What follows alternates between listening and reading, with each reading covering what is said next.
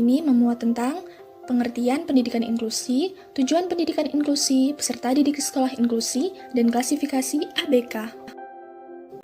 Apakah kalian tahu apa itu pengertian pendidikan inklusif? Menurut Permendiknas nomor 70 tahun 2009 pasal 1 menyatakan pendidikan inklusif didefinisikan sebagai sistem penyelenggaraan pendidikan yang memberikan kesempatan kepada semua peserta didik yang memiliki kelainan dan memiliki potensi kecerdasan dan atau bakat istimewa untuk mengikuti pendidikan atau pembelajaran dalam lingkungan pendidikan secara bersama-sama dengan peserta didik pada umumnya.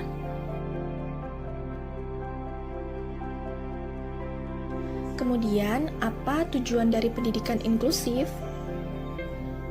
Tujuan dari pendidikan inklusif yaitu mampu memberikan berbagai kegiatan dan pengalaman sehingga semua siswa dapat berpartisipasi dan berhasil dalam kelas reguler yang ada di sekolah tetangga atau sekolah terdekat.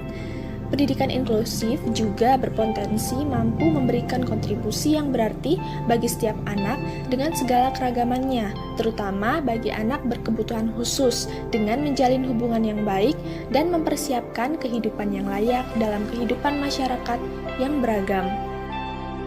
Berikut ini adalah tujuan pendidikan inklusif secara lebih rinci menurut Peraturan Menteri Pendidikan Nasional Nomor 70 Tahun 2009 Pasal 2, yaitu tujuan pendidikan inklusif adalah untuk pertama, memberikan kesempatan yang seluas-luasnya kepada semua peserta didik yang memiliki kelainan fisik, emosional, mental, dan sosial atau memiliki potensi dan atau bakat istimewa untuk memperoleh pendidikan yang bermutu sesuai dengan kebutuhan dan kemampuannya. 2. Untuk mewujudkan penyelenggaraan pendidikan yang menghargai keanekaragaman dan tidak diskriminatif bagi semua peserta didik. Lalu, bagaimanakah peserta didik pada pendidikan inklusif? Peserta didik pada pendidikan inklusif secara umum adalah semua peserta didik yang ada di sekolah reguler, tidak hanya mereka yang sering disebut sebagai anak berkebutuhan khusus, tetapi juga mereka yang termasuk anak normal. Anak berkebutuhan khusus adalah anak yang secara signifikan bermakna mengalami kelainan, masalah, dan atau penyimpangan, baik fisik, sensor motoris, mental intelektual, sosial, emosi, perilaku, atau gabungan dalam proses pertumbuhan atau perkembangannya dibandingkan dengan anak lain seusianya, sehingga mereka memerlukan pelayanan pendidikan khusus. Lalu, bagaimanakah klasifikasi anak berkebutuhan khusus? Menurut Depdiknas pada tahun 2006, untuk keperluan pendidikan inklusi, anak berkebutuhan khusus dikelompokkan sebagai berikut.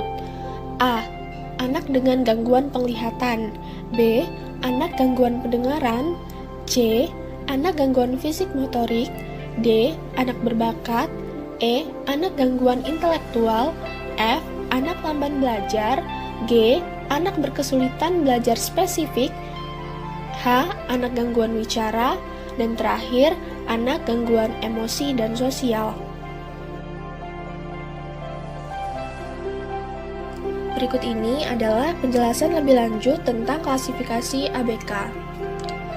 A. Anak dengan gangguan penglihatan atau disebut juga dengan tunanetra. Anak dengan gangguan penglihatan mempunyai karakteristik sebagai berikut. A. Tidak mampu melihat. B. Tidak mampu mengenali orang pada jarak 6 meter. C. Kerusakan nyata pada kedua bola mata.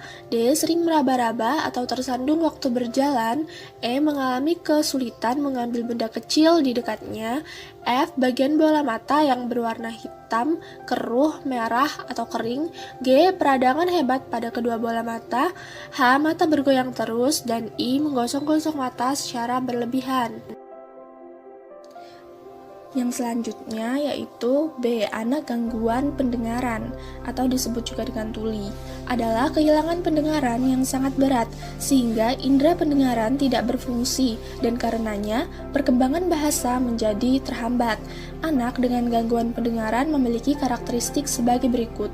A. Tidak mampu mendengar, B. Terlambat perkembangan bahasanya, C. Sering menggunakan isyarat dalam berkomunikasi, D. Kurang atau tangkap bila diajak bicara, ucapan kata tidak jelas, kualitas suara aneh atau monoton, sering memiringkan kepala dalam usaha mendengar, dan yang terakhir banyak perhatian terhadap getaran.